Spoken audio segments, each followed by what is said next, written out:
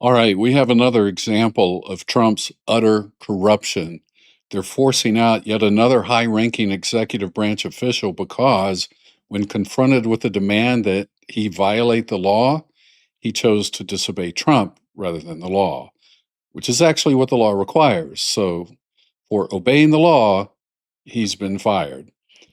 This from the Wall Street Journal: top Treasury tax official ousted after clashes with White House over IRS audits. Kenneth Kies, you see him in the photograph here, says the Treasury Department's top tax policy office or official was forced out of his job after he warned that the White House was at risk of violating the law prohibiting senior officials' involvement in IRS audits. So, for advising them that what they want to do would violate the law, he's been pushed out. Kenneth Kies, an assistant Treasury Secretary and acting Chief Counsel of the Internal Revenue Service, is leaving those posts in the coming weeks. Kies at times clashed behind the scenes with White House officials, the People said.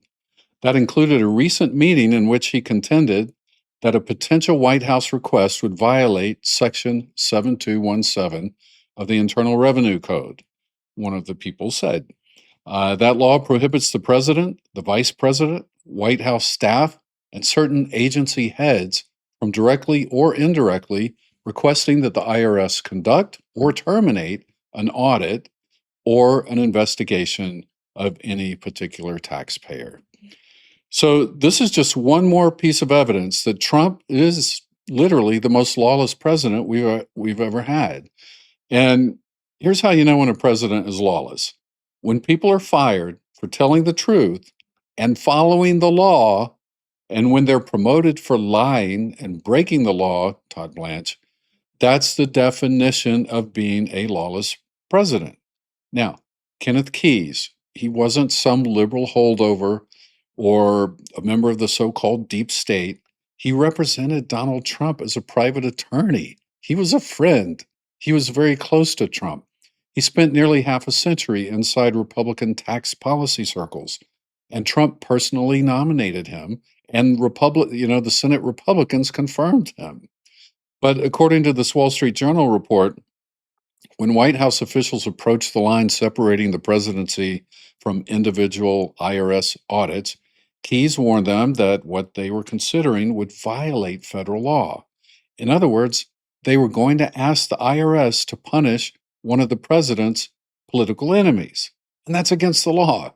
And it's not the first time, certainly not the first time, that this government has done anything like this. Just a couple of other examples in the last year.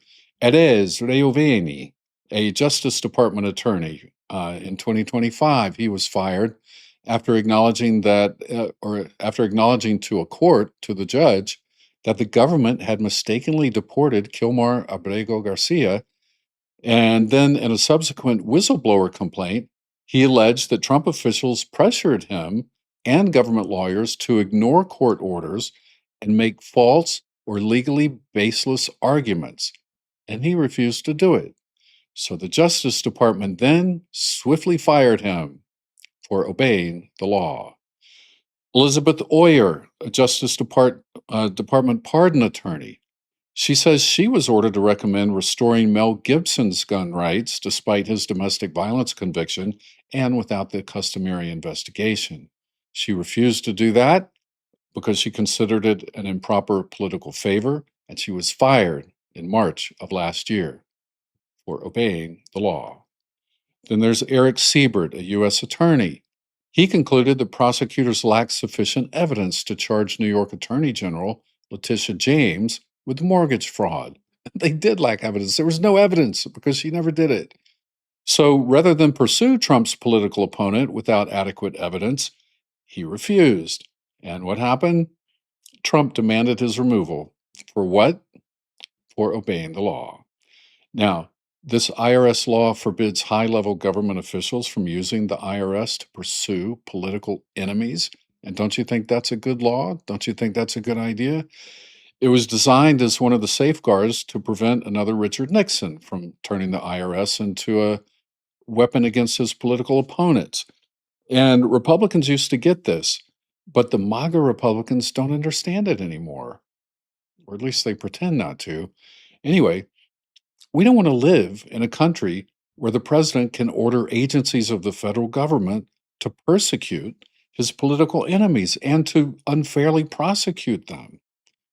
I mean, one of the most foundational principles of our Constitution is that the government is not the president's personal kingdom.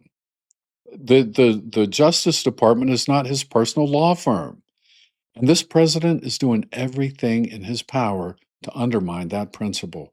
And for all the MAGA supporters out there who support this president through thick and thin, no matter what, and you guys are, allegedly so anti-communist, this is how the communists ruled the repressive Soviet Union. And here's the shocking irony. Trump and his supporters constantly accuse Democrats of being communists, yet the governing method they're embracing comes straight out of the old Soviet playbook and the Chinese Communist playbook as well. For nearly 7 decades, the Soviet Union maintained the appearance of laws, the appearance of courts and prosecutors, but the leaders weren't subject to the law. The law was actually subject to the leaders. And that's the way this president wants it. He sends an order down, prosecute so and so. Well, and then he gets mad. Remember, Pam Bondi couldn't make the prosecutions stick, and she couldn't even get him, get an indictment. So Trump fired her because he thought she was ineffective. Well, she was ineffective because he ordered her to do something that was illegal, and the courts wouldn't accept because, thankfully, he has not yet put his finishing touches on the courtrooms of America and on all the judges. But in the Soviet Union, as in all communist regimes, the law is subject to the leaders.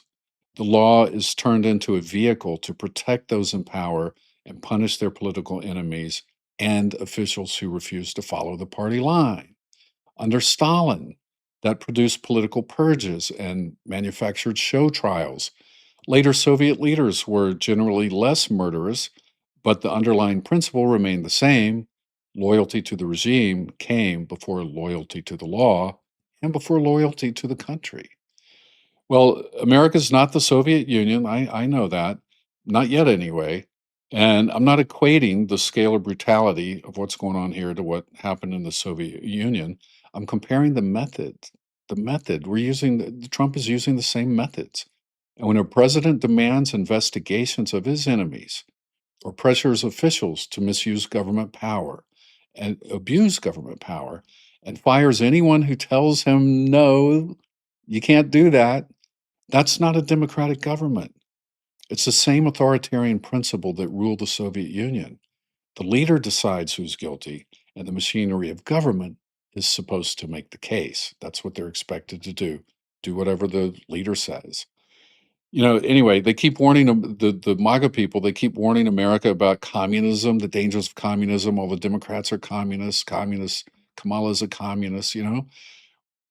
But at the same time, they're borrowing one of Soviet communism's most repressive tool.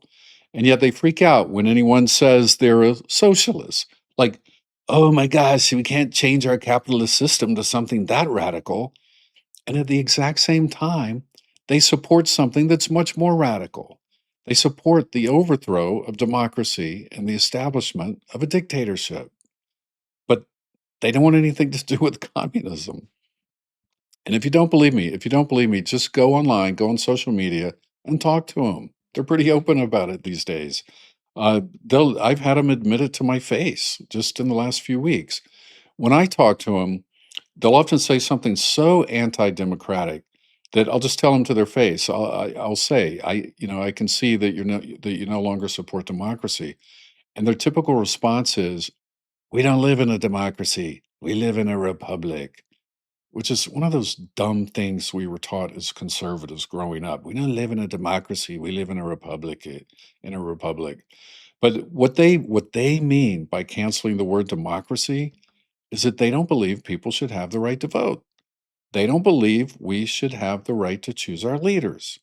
And that's kind of at the very heart of what it means to live in a dictatorship, right? You can't choose your leaders. And they're as open about admitting that as Mom Donnie is about admitting he's a socialist. But I don't see anything in his socialism that indicates he doesn't want we, the people, to choose our leaders. So these so-called constitutional conservatives who are so staunchly anti-communist and all that, who support the Republican Party, they've lost the plot. And that's one of the big reasons I can no longer be a Republican. Anyway, I'm just glad they finally came out of the closet and showed us who they really are. Now we know who to vote out in the November elections. Makes it easier to know your enemy, right? Your political enemy, okay? To be friends in person and all that. But be kind to people. But we got to vote them out. Vote them out and then be kind. All right. All right. Thanks for watching. I appreciate it. And I will see you soon. I'm Jonathan Burton. Take care.